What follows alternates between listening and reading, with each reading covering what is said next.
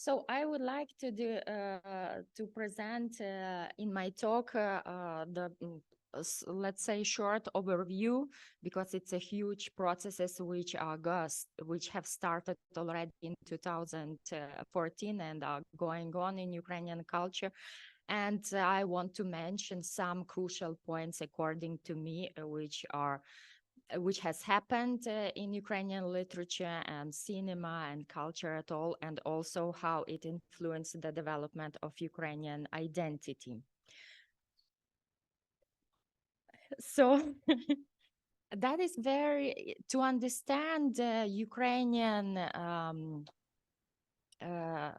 society nowadays, it's impossible without the Euromaidan protest and the revolution of dignity. This year, Ukraine commemorates the 10th anniversary since the Euromaidan protest and the revolution of dignity took place in Kyiv. Actually, it happened in the end of November, November the 21st, 2013, where the large number of protesters gathered together of Maidan Nezalezhnosti, Independence Square in Kyiv. And the protest was provoked by the decision of the ex-president Viktor Yanukovych to refuse to sign the European Union association agreement with Ukraine. Instead, he chose the other way for the Ukraine as a country, and that was the closer ties with Russia and Russian Economic Union. The people showed their protest, and the Euromaidan, which has started in 2013, ended up with a revolution of dignity. Among the main reasons why the revolution of dignity has happened could be mentioned also the concentration of power in the hands of the ex-president Yanukovych, total corruption in the government, reduce of democratic rights and freedom, growing socio-economic problems, and most importantly, the transformation of Ukraine into the satellite of the Russian Federation. The Ukrainian people didn't agree with that. During the uprising, Independence Square, Maidan in Kyiv was a huge camp, let's say, for the protesters, which gathered in a different time around several hundreds to 1 million protesters in Kyiv all over. Very interesting fact is that the protesters organized themselves, and they divided the duties at the Euromaidan. That self-organization reminded the organization of Cossacks siege, Cossacks camps, so where everybody knew their duties, and they had on each sector a responsible person. And this is also a big phenomenon of Euromaidan, that people were such a well self-organized. In spite of that political reason, Euromaidan has sparkled with a lot of creativity and inspired revolutionary changes in Ukrainian art. The Revolution of Dignity was a large-scale protest in the modern history of Ukraine, and of course all the citizens were involved in that, and especially artists, because particularly painters, writers, poets, and intelligence, of course, because that was that moment which began, let's say, to build a new Ukrainian society, a new Ukrainian, even, let's say, mentality. Among of that phenomenon of Euromaidan, I would like to mention the artistic Barbican, which was started by Dmytro Zhigula and other artists from Kyiv. It was an improvised gallery, as we see here on the picture, and where everybody has a chance to come in and to visit the artworks of different painters, or to present their own works. And also in that places took part the presentations of books and poetry readings. Lately, the scholar Natalia Moseichuk, she published a book, Mistecki Barbakan. So she published, actually another book, but I wanted to mention that lately was published a book, Mistecki Barbakan 92, where they presented and gathered all that creation of art which happened in that, let's say, Maidan gallery. And why it has the name 92? Because it corresponds to the triangle 92 on the map of the official government and that time, let's say, anti-terrorist operation. And that was the facility that was a target point for snipers. That was a sniper zone. And that is the book from Natalia Musienko. She published the scholarly research about the art which was presented and showed on Euromaidan. What is also interesting to mention that in spite of that political movement and that changes which protesters demand to happen, the visibility of Ukrainian protests on Euromaidan took not a violence way.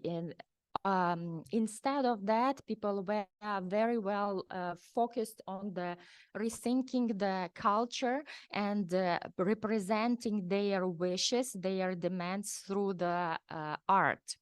One example of this can be mentioned this volunteering painting of the protesters' helmet that were took from the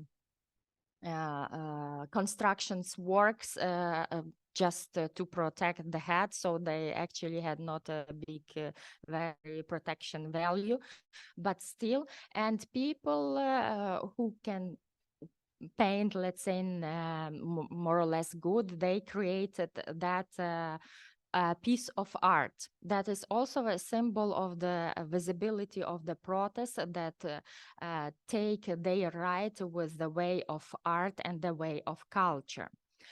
Another example I would like to mention that is street art, and here I would like to point your attention to the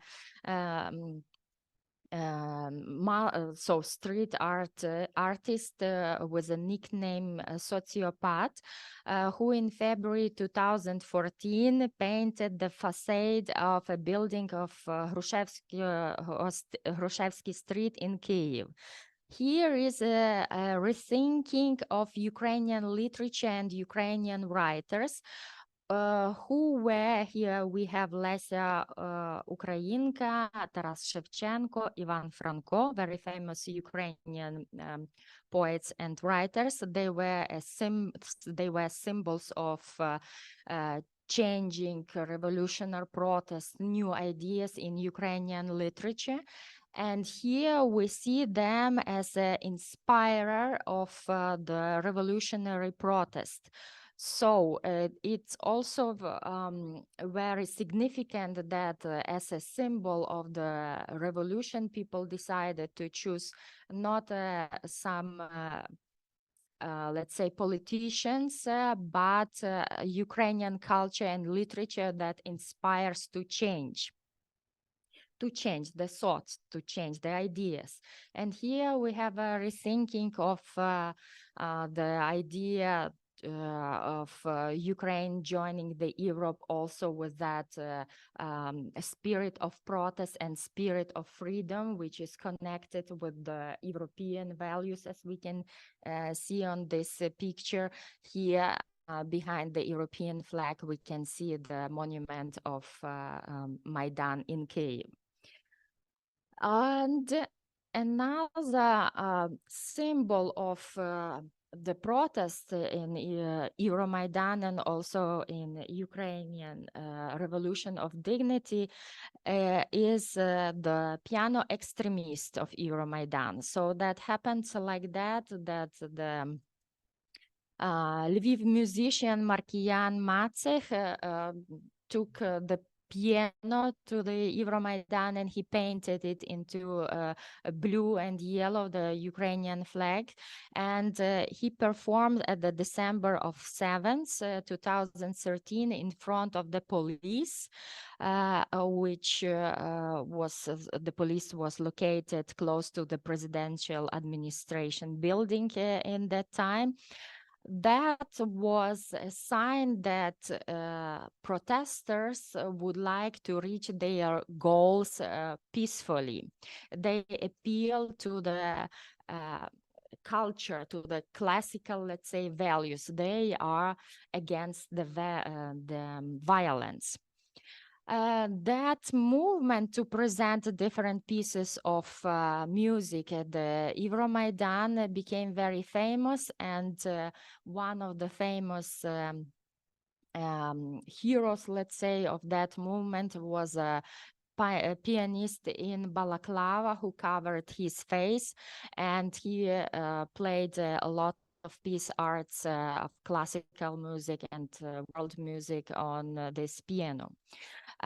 You can see, I'm afraid we don't have enough of time. I will mention it later that you can see on YouTube a lot of streams from these performances which took place in Euromaidan.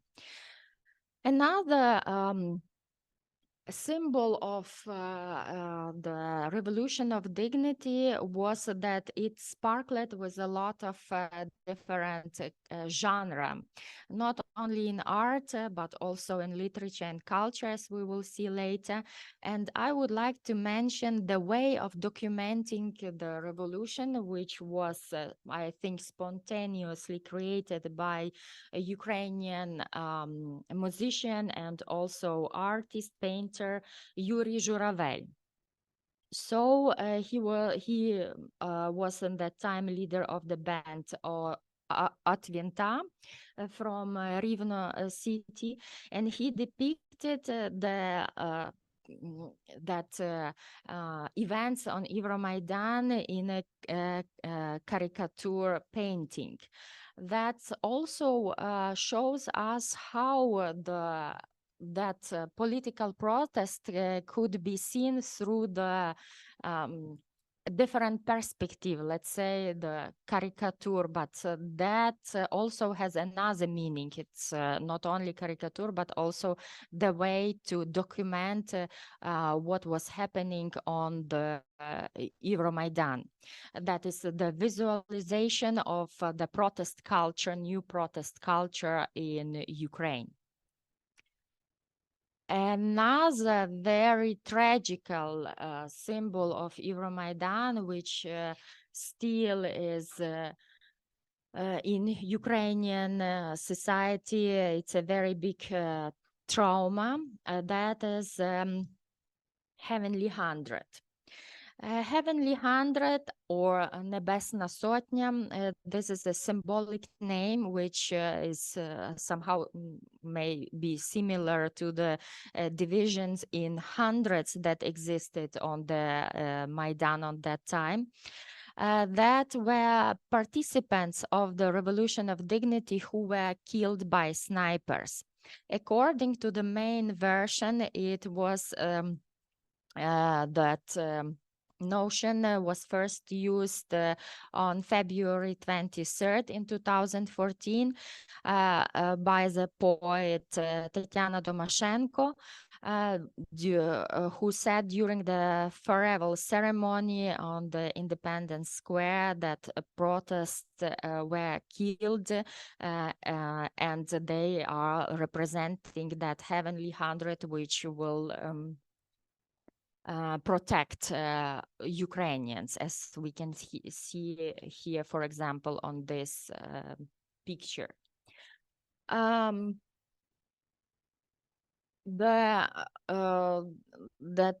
According to the statistic, around 107 people were killed by snipers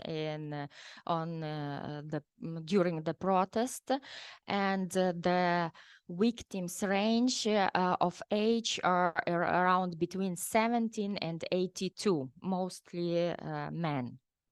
There is also a memorial for them in Kyiv.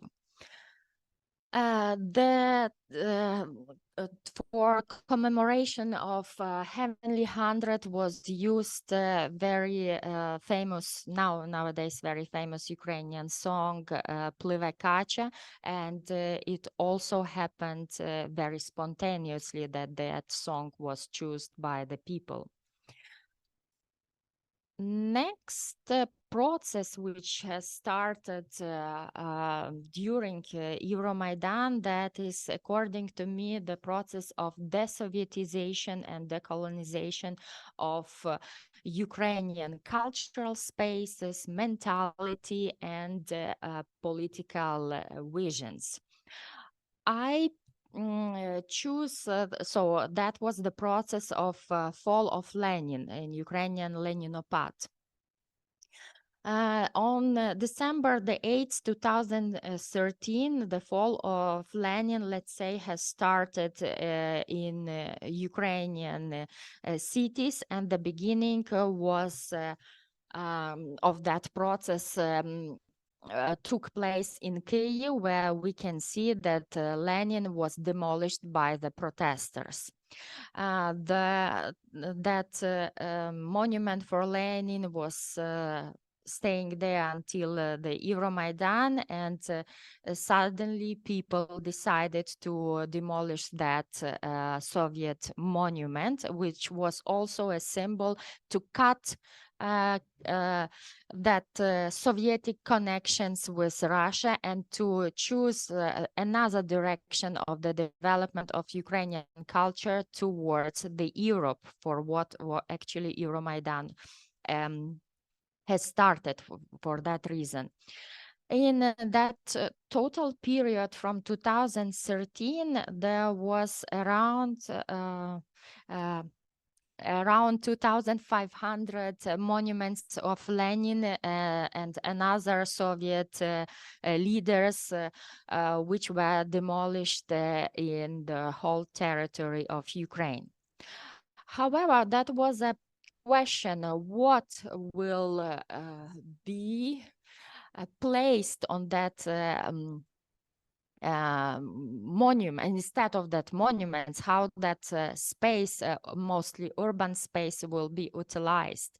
And there were a lot of ideas. For example, in Lviv, that was a fontaine, but I will tell more story about that later. There were also monuments of Jesus Christ and just flower space, parks, and so on. But the most creative, I think, is the transition Darth Vader. That happened in Odessa in 2015, where the monument of Lenin, which was located on a square factory, should be demolished, and the owners decided to transform it to the Star Wars hero. Actually, this is the first monument to the Darth Vader in the world. But the most interesting fact is that in his head he has a router and he distributes Wi-Fi. So there are a lot of people who are gathering just to have a free Wi-Fi. Yes, that's an interesting story of transformation of that post-Soviet spaces. Actually, that process of de-Sovietization, I would like to say, started not, so it started before, but so massively it started actually at the 8th of December 2013 in Kyiv. And here we have even in Wikipedia a special page devoted to that process of fall of Leninopad, where is depicted in which countries, in which cities, in which, let's say, regions, what kind of monuments were demolished after 2013. And here we have a question why the west part of Ukraine is so empty of Lenin. Yes, and that is not due to the lack of Soviet policy that decided not to place their Soviet monuments during the Soviet Union, but that people there decided to remove Soviet monuments before 2013, and even in Lviv, the first Lenin was demolished in Chervonograd, it's Lviv region, and it happened in August the 1st, 1990. That actually was still Soviet Union, and the people decided by themselves to demolish that. That was, let's say, a folk initiative. And that the news about that spread around the Soviet Union very quickly, thanks to the radio. And actually, that has started the process of demolishing communist and Soviet monuments in the west part of Ukraine. And actually, till the 2013, that territory was free of that communist signs, communist symbols. It's also very interesting for somebody who's studying mentality changes, ideas, and people's nations' images, how we can see the country and different regions, preferences of different regions in a one map through that, let's say, tool of demolishing the communist monuments. Nowadays, there are some still communist monuments, I think, but very few in Ukraine, and they are or changed to another cultural spaces or just demolished by the people or by Russian missiles. Another way of art, of documentation of Euromaidan, let's say, appeared as a tool of filming that what was happening online, what was happening on Euromaidan, and putting it online. That was actually the streaming of the protest culture. And that streams, that footage of streams created a lot of data, which lately was used by film directors, and the several films where documentary films were actually produced on the base of that footages, streaming footages. So here I would like to mention the project Babylon 13. That is the association of Ukrainian filmmakers who decided to unite during the Euromaidan and to stream as much as possible about what was happening on Euromaidan online lively. Here, there is a YouTube channel, and you can find all the information, all that footages, streams online. Actually, this project is very successful. They are active until now. During all that years, they were documenting the war on the east of Ukraine, and now they are documenting the war which is the big war, which started at February 2022.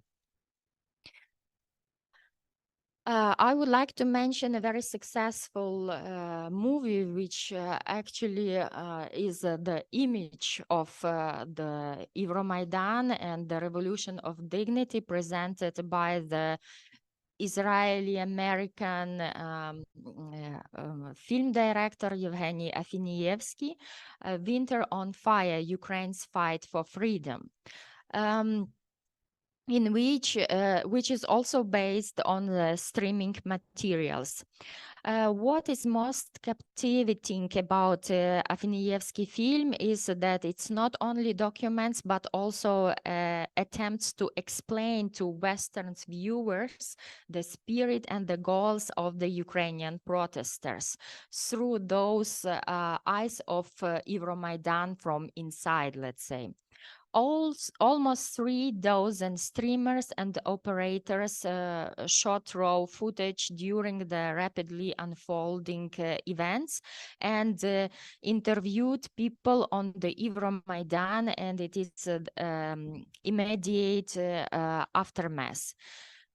What was also interesting that the Afinievsky presented the view of and the idea of the protest by focusing on the people's ability to unite despite their differences in age, gender, linguistic preferences, religious views, and professional backgrounds that were people who gathered on Euromaidan, let's say the representatives of all Ukraine.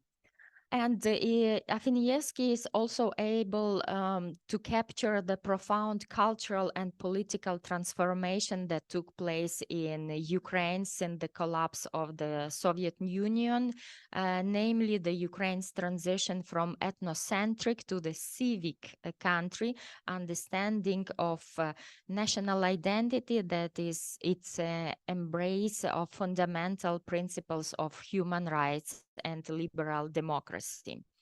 That film is free to watch on Netflix, and it was viewed by almost 70 million viewers in more than 50 countries.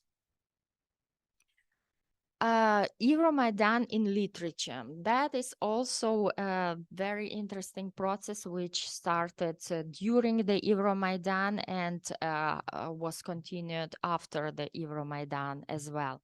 I would like to mention here the role of social media, which, as I mentioned before, not only streaming, but also some arts representation. That here we have a focus on witnessing the changes, witnessing the revolution, and the one of the most interesting project, according to me, is the book of Оксана Забушко, «Літопис самовидців. 9 місяців українського спротиву», which is based on Facebook posts. So the criteria to use that post, which were happening during the Euromaidan, was that the post on Facebook should have around no less than 500 shares. That was the representative number for her to include that post in a book. Another that so that is like the documentating the feelings, the ideas, the thoughts which were appearing during the Euromaidan. As a poetic analog to this book could be mentioned the book Letters from Ukraine, listy z Ukrajiny, compiled by Grigory Semenchuk, where we see the thoughts, the ideas of a lot of authors about that what Euromaidan was presenting for Ukraine on that time. Also, as we can see, the most books which represents the and rethink the Euromaidan that are anthologies which are devoted to not only the lyrical feelings but also to that ideas and feelings which authors who were creating during that time tried to document.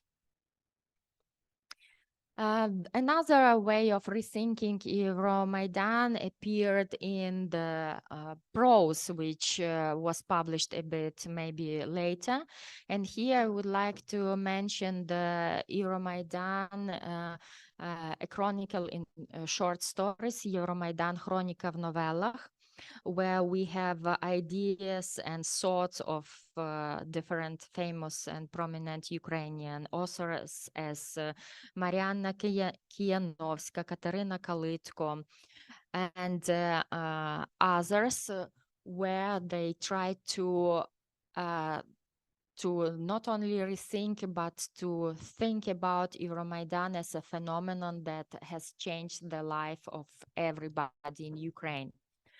To find the roots of Euromaidan, why it has happened, that question asked herself prominent Ukrainian young author, Victoria Melina, and she shared that ideas in her novel, The Syndrome Listopadu, the Syndrome of November, where her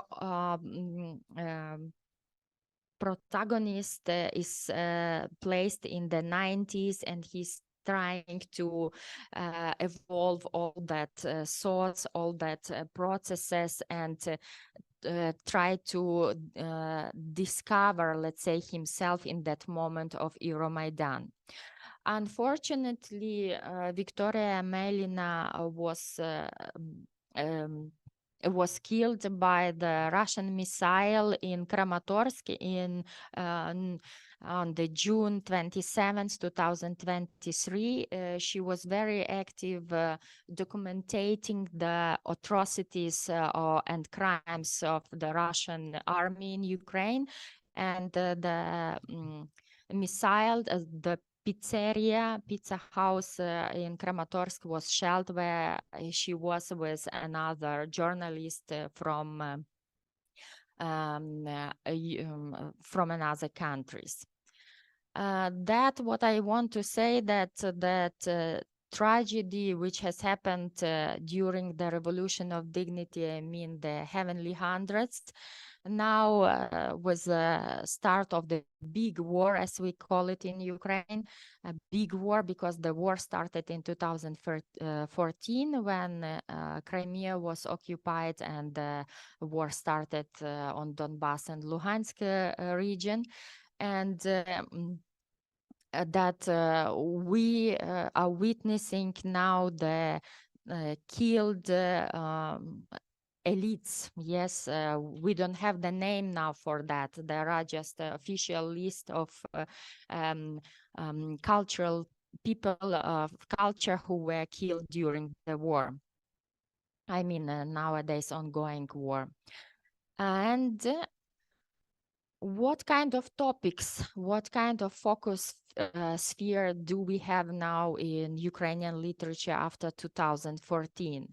So here I would like to mention Internat, Serhiy Zhadan. So he is very famous and very well-known author outside of Ukraine. For example, in his book Orphanage, he tried to show the life on Donbass. And in 2015, the main hero is a teacher, and he's going to the boarding school to come to pick up his nephew.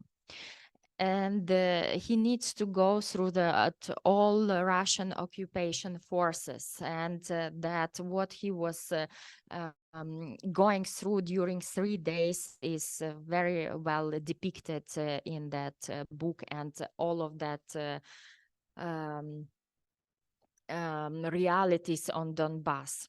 Another book which is also was listed and got an award of the BBC Book of the Year 2019. It's a book of Tamara Горіха-Зерня, Доця, where she depicts the life on the front line of Donbass and how is to live there, to be there, and to go through all of that shellings during the war. That was before the 2022. The first attempt to rethink the Euromaidan legacy, according to me, is the book written by Yuri Andruchovich, Radio Nich, Radio Night, where the main hero is actually the pianist, yes, and he's playing performances on the Maidan, and during he was forced by the government and authorities to flee the place, his country, because he was afraid to be killed. And that somehow has a big allusion to what happened on Euromaidan. Another let's say, way of development of Ukrainian literature is combat literature. It started since 2014. The main goal, around 1,000 books on that list of combat literature in Ukraine nowadays. The main goal of that authors, because they are not professional writers mostly, the main goal for them is just to document their own thoughts about the war and to commemorate their comrades. Also, what the other documents, what is happening during the Soviet occupation of, not Soviet, Russian occupation of Ukraine, is also the book written by famous journalist nowadays, Stanislav Aseyev.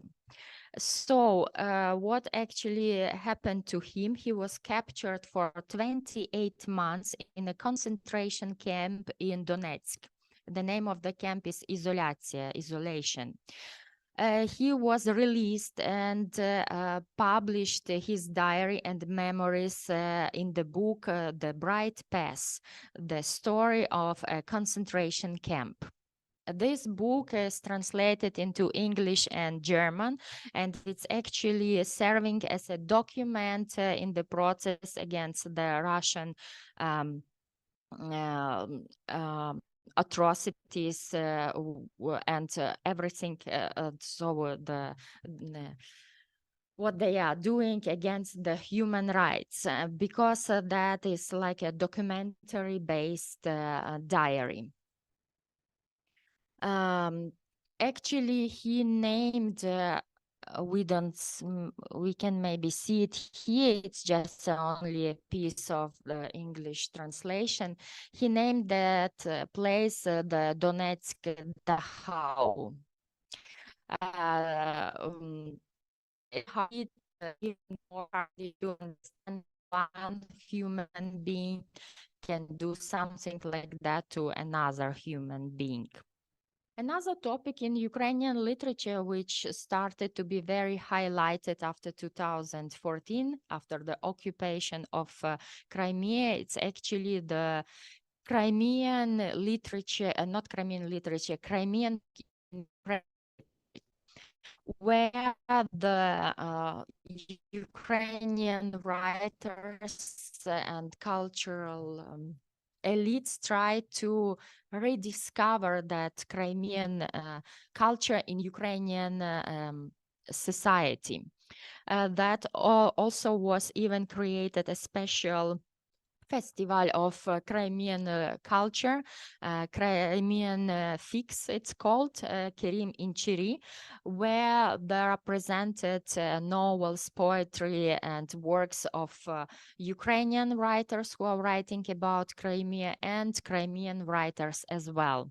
That is in there are publication in Ukrainian and also in Crimean Tatar language. One of the very recent work about Crimea was published by Anastasia Levkova, where she is representing the way of a protagonist is born in Crimea, and she's establishing her cultural ideas, her self-identification during the time of the independence, and it ends with the occupation of Crimea. What is also interesting topic which appeared after 2014 is the rediscovering the historical and cultural heritage, as well as in literature and in movies. Here I would like to mention the books of Natalka Snedanko, Ukrainian Lviv author, and she is writing mostly about the Habsburg's monarchy, Galicia, because Galiciana, that was a part of Habsburgs and then Austrian-Hungarian Empire until 1918. That part of Ukraine belonged to the European cultural discourse, I would say. And nowadays, the writers try to highlight that regional histories to rediscover that originality of the different places and regions of Ukraine. Sofia Handruchovich also devoted her book to the topic Galicia, actually Felix Austria, which was screened by Ukrainian famous young director Christina Sivolap, where she depicted that forgotten or forbidden to be spoken Ukrainian part of Ukrainian history.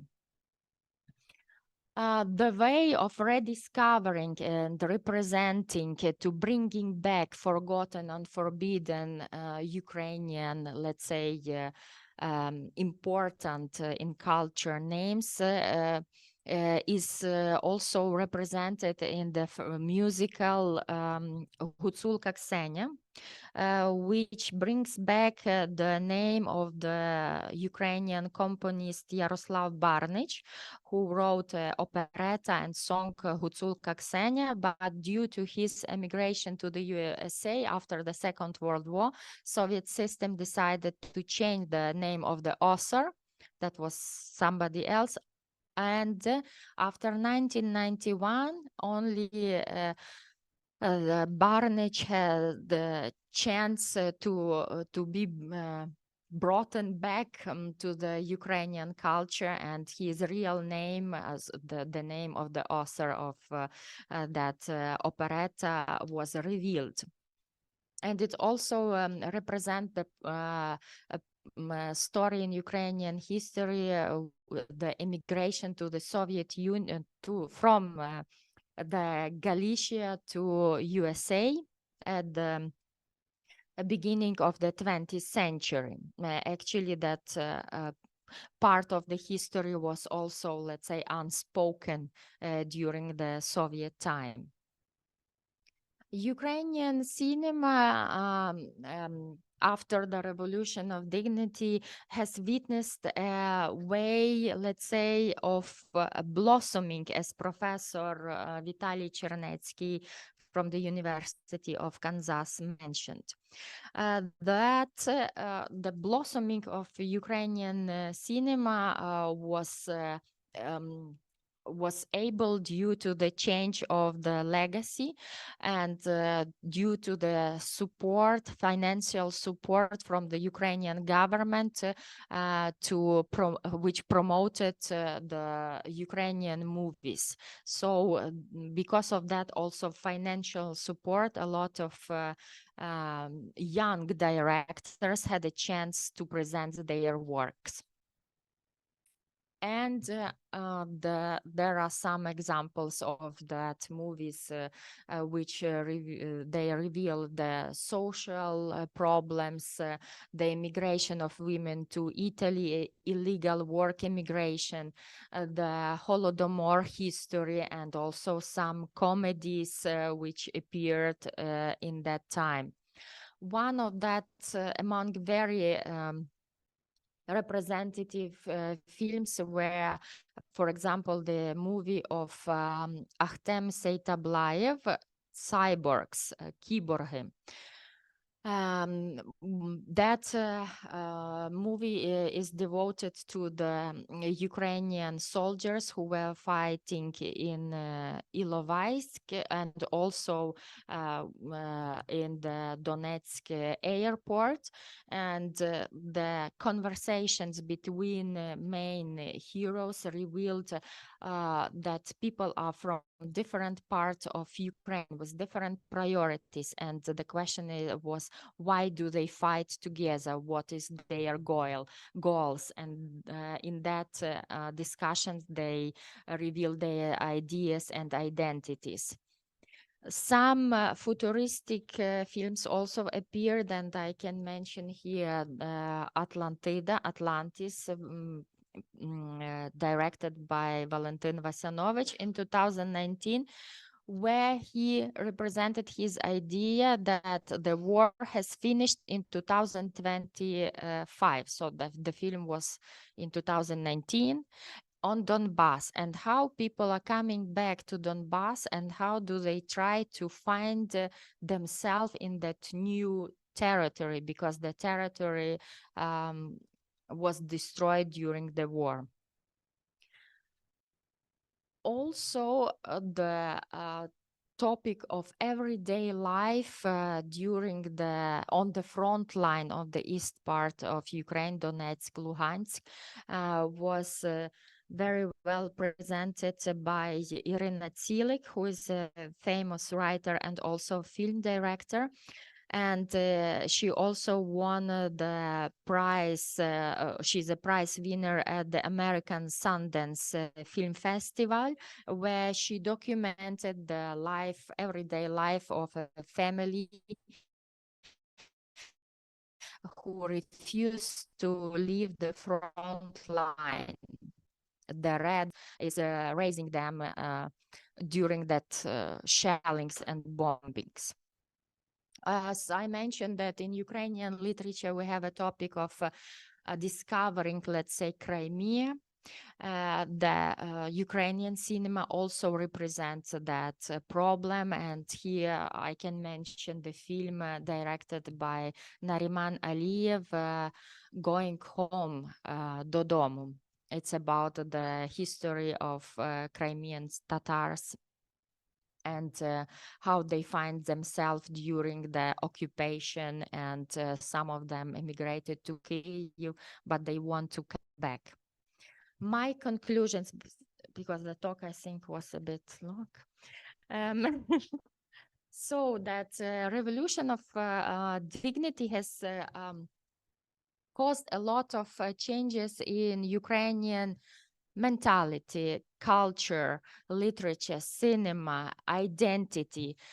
that people would say cut that ties with Soviet nostalgia, and they started to develop and to understand, to create their own values, Ukrainian values, and they tried to find their way to the Europe.